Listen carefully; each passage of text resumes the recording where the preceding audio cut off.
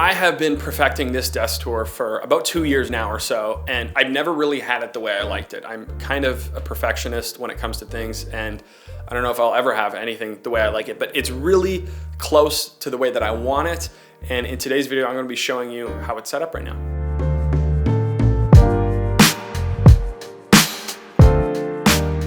I spend most of my time and my days in this room editing or working on different things, filming YouTube videos, all sorts of things. So I wanted to make sure that it's something I'm comfortable in and something that's really efficient for what I do.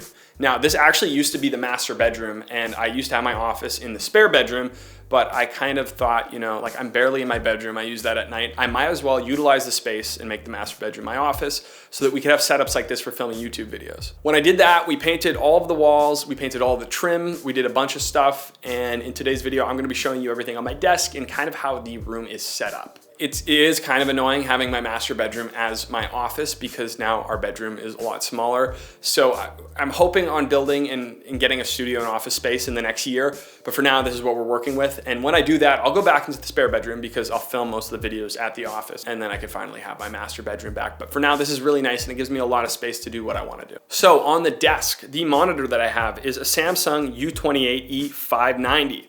It's a little bit of an older monitor and it's not really the best, but it's an affordable 4K monitor, and I use it with my MacBook Pro. And the monitor itself isn't really the best in terms of color accuracy, so I use my MacBook Pro's Retina display as my program monitor so that I can do all my color tweaks on there. The computer that I'm using right now is the 2019 16-inch MacBook Pro with the Intel i9 and 32 gigabytes of RAM. It also has the upgraded GPU. I forget what one, but it's really good and it helps with Premiere. This thing is an absolute beast, and right now I'm not noticing that I really need to upgrade because I can work with my FX6 files, my A7S Mark III files, and I've been working with C70 files, color grading, all of that, and it's completely fine. But the new M1 Pros or Maxes or whatever they're called are unbelievable, and I priced one out and I looked at it, but I don't think I need it yet. So I'm gonna wait until this laptop becomes a little too slow for me, but I bought it like a year ago and it was almost fully spec'd out when I bought it. The MacBook itself is sitting on a 12 South MacBook stand, which is really nice. I got that from Apple. Now, the peripherals that I have for keyboard and mouse are an absolute dream, and they could be a whole video on their own, but I have the Logitech Craft keyboard, which is amazing. It's not too loud. It's not too clicky like a mechanical keyboard or something like that, so I don't annoy everybody that's around me while I'm using it. And it also has a dial that works in Premiere, Photoshop, and Lightroom. Now, I'll be honest with you, I don't really use it. It mostly just looks cool. So I would recommend getting the MX keys, which is the same keyboard, but without the dial. I did notice the dial was really helpful in Photoshop, but it kept kind of reverting back to not being able to use it. So it would go from volume to being able to use it in Photoshop, and it was a little glitchy. So I don't really recommend the keyboard, even though when it is working, it works well. There's other things with dials that you could use for Photoshop or Lightroom if you really wanted something like that. The mouse is the best mouse I've ever used. It's the MX Master 3 by Logitech, and I love being able to have a button on the side that I could push in and out to zoom on timelines. You could scroll with timelines.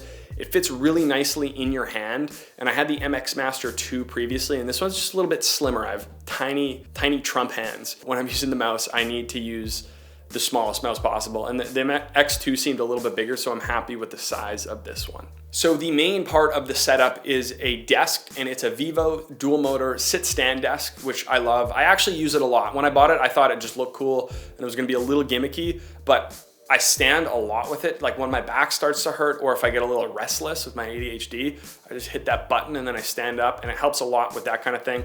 The desk wasn't really cheap. It was about $500 Canadian. And then the top part of it is from IKEA, and I had to look at the name here. It's actually an IKEA countertop, and it's the Skogza. Now this was a little bit more expensive. They have some cheaper ones, but they were all out because of COVID. So I bought the most expensive one because it was all that was left. And I think it was like around $270 Canadian. So not the cheapest desk setup, but it's worth it to invest in something like this that you're gonna be using every day, especially if you're in an industry like video production, which you probably are if you're watching my channel. So I actually cable managed everything really nicely when I set up the desk originally. I put a power bar under it, and then I used cable management to tie everything so that there was no cord showing. But I've added stuff over the last few months and I haven't really tidied it up again. So it's a little all over the place. but I do like having a cable managed desk so there's nothing hanging. I've just been lazy. So the rest of the office is pretty much gear. I have a charging station on just a cheap IKEA like storage unit, and it's messy, but it works for me, and I don't really need it to be on a wall or extremely organized. I like the way this works. I'll put my cameras on top of that sometimes, and then I also have a closet that has an industrial kind of black mat storage thing, and it's great. I put all my stuff there and I try and organize it somewhat neatly, but it gets out of hand. And I usually keep my C-stands on the side of the room, so if I'm filming something like this, I can quickly just access them, grab them, set them up. And I tried to set this up so it was as easy to grab something and start filming as possible. In reality, because I use a lot of this gear for client work too, I pack it away, and then I get lazy when I want to set it up. So I like to kind of knock out a couple videos at a time. In the future, when I have a studio built, I'd like to have everything just set up, internally, and have like a setup for YouTube, like maybe some cheaper SL60 lights or Aperture Amaran lights that are just there and they never move. So I can just go hit record, start recording. It would make everything a lot more efficient. But for now, I'm really happy with this setup and it works. And I hope you got some value from this video. I really like watching setup videos, so I wanted to make one because I haven't made one yet. But if you enjoy content like this, be sure to subscribe and like the video. I'm gonna be making a lot more content like this in the future. We'll see you in the next one. Peace.